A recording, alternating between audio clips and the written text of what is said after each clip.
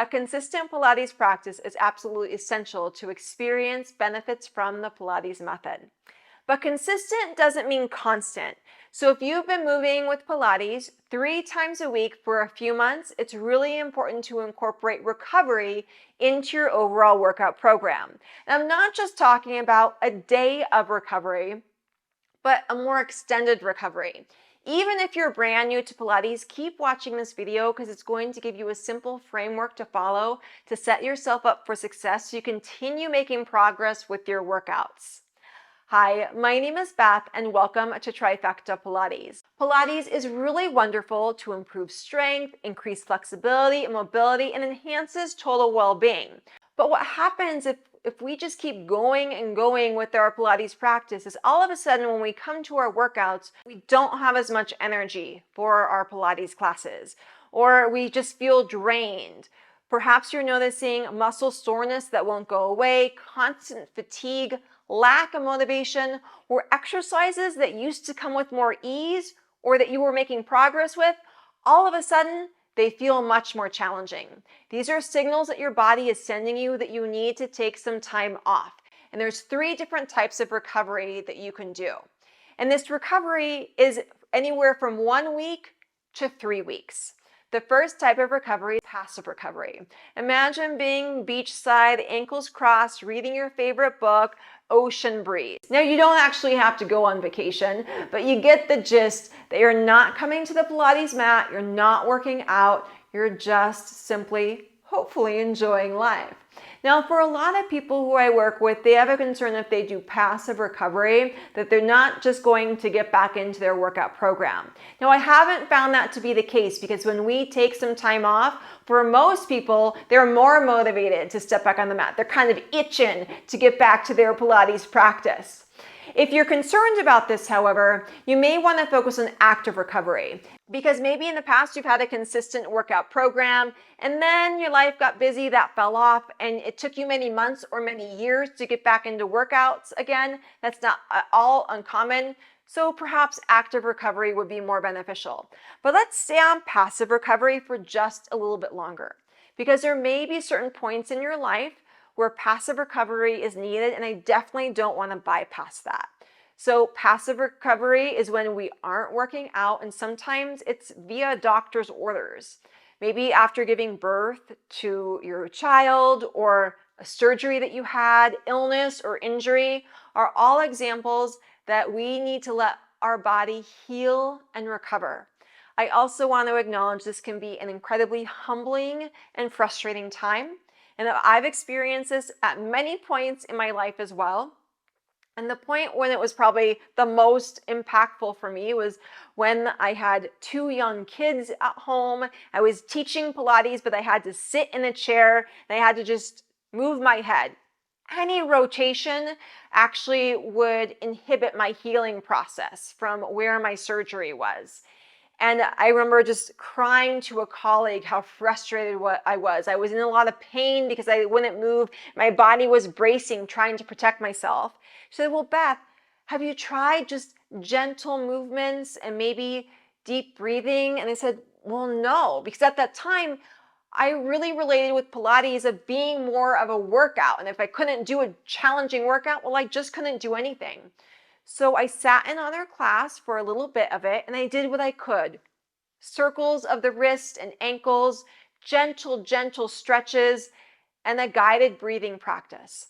And afterwards, she sent me a guided breathing meditation and it was so transformational for me. It was the first time that I was pain-free after my surgery and I moved with that same meditation for many weeks. And that's really when I got into the power of a simple breathing practice, whether it's focusing on deep Pilates diaphragmatic breathing, which can be helpful for proper lung function, to get core activation, pelvic floor without feeling like we have to tighten anything, and also more of a meditation practice as well.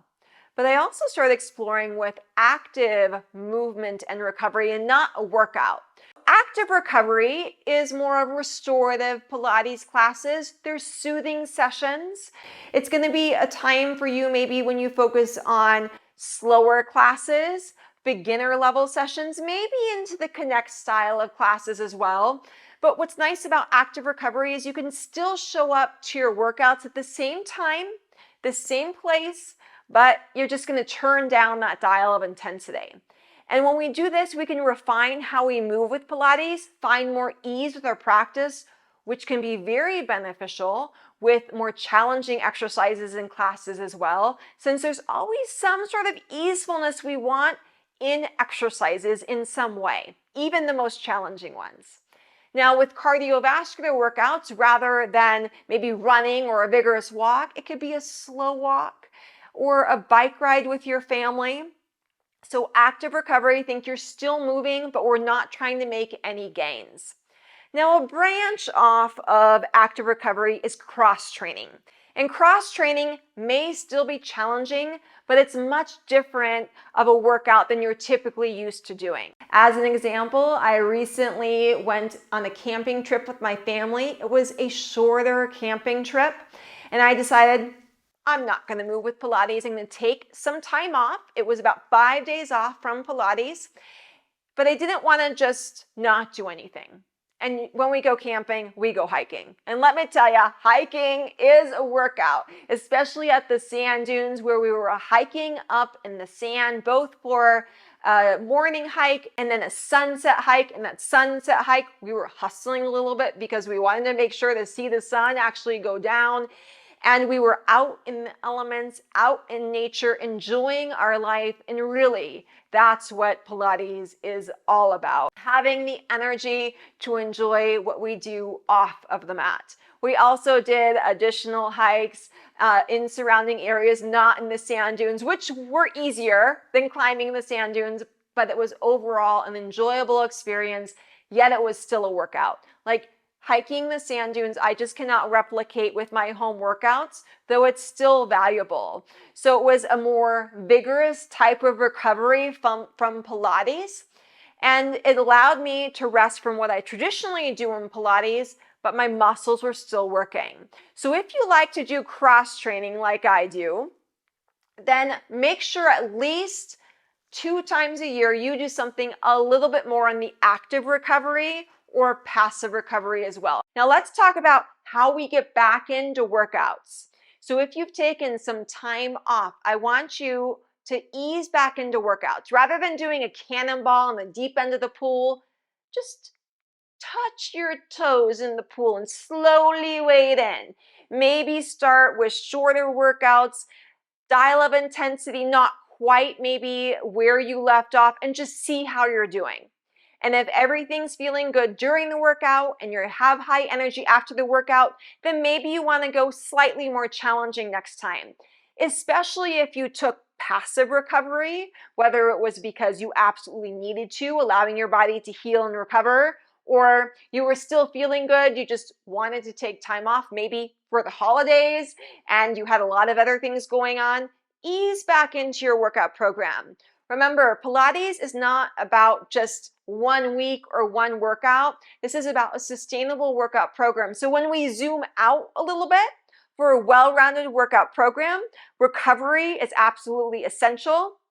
And if we take a week to ease back into our workouts and we're making sure everything's feeling good and we're motivated to work out, a week over a year is not much time at all. You want to enjoy what you do with your Pilates workouts. You want to enjoy your life. And in fact, Joseph Pilates wrote about this in his book, Return to Life. It's a short little book. I'll leave that linked down below for you. And before he even writes about the individual traditional 34 Pilates exercises, what he focuses on are what I term the pillars of Pilates: fitness, fuel, and fun.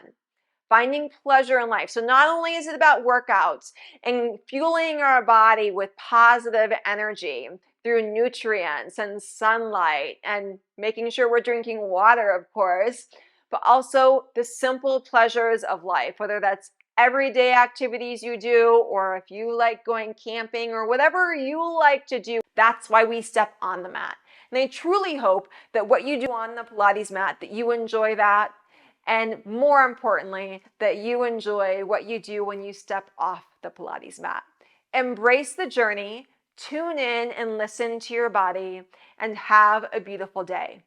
If you want more insight on how to tune in and listen to your body when you move with Pilates, make sure that you check out the video linked right now.